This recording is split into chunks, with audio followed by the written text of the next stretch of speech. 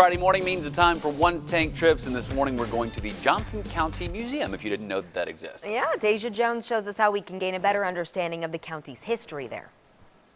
Our educational adventure takes place in Overland Park as we explore the Johnson County Museum. This building was built in the late 1950s as a bowling alley, King Louis West Lanes on this level. And in 1964 they added Ice Chateau, which is where the museum sits downstairs. The main exhibit is called Becoming Johnson County, and it's the story of how we became what we are, but how we're still becoming. We're looking at it through the history of land and land use, policies, how those things have shaped the area. Regionalism with Kansas City really shaped Johnson County's history, and then people. We know lots of people's names and faces, you see them on the wall, but there's also lots of people who we don't know their names and faces, and we talk about them here too. Johnson County was created on August 25th, 1855, and one important thing about the county's history is the border war before the Civil War. So figuring out, Missouri was a slaveholding state, and if you cross this red line into Kansas, this was unknown territory, right? Yeah. It was Kansas territory, but there was this new idea of popular sovereignty. Do you want slavery in Kansas? People should vote on it, Congress said. For over 100 years, the area was mainly farmland. People came here to grow all sorts of things. Wheat, corn, they had their own horses and cows and pigs. They grew and raised what they needed. Transportation played a key role in the county's development.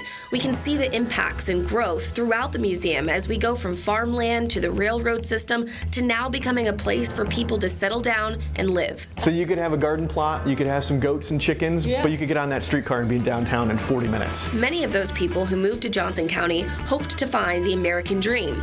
This 1950s all-electric house is not only the centerpiece of the museum, but it also exemplifies that idea. This house was built in 1954.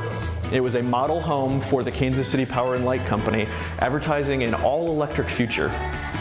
The Lazy Man's Paradise, the first smart house. So there's all sorts of switches and bells and whistles in this house that make living easier, right?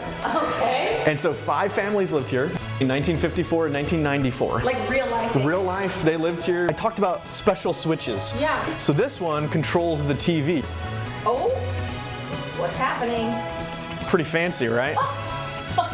What time period are we in? 1954, I know. This opens and closes the curtains. Oh my goodness. So you don't have to do it. Remember the Lazy Man's Paradise, right? Yeah. You got these night lights built in. You have all these outlets on the floor, 2-prong outlets, right? Who thought about this? Who did this? Well, Kansas City Power and Light Company, because there was an idea that with the atomic bomb and atomic energy coming into play, that electricity could become a free utility. So you'd want to take advantage of that and make everything in your home electrical. The museum also has their Kidscape space, which is a history-based play area for the little ones so that they can learn through play.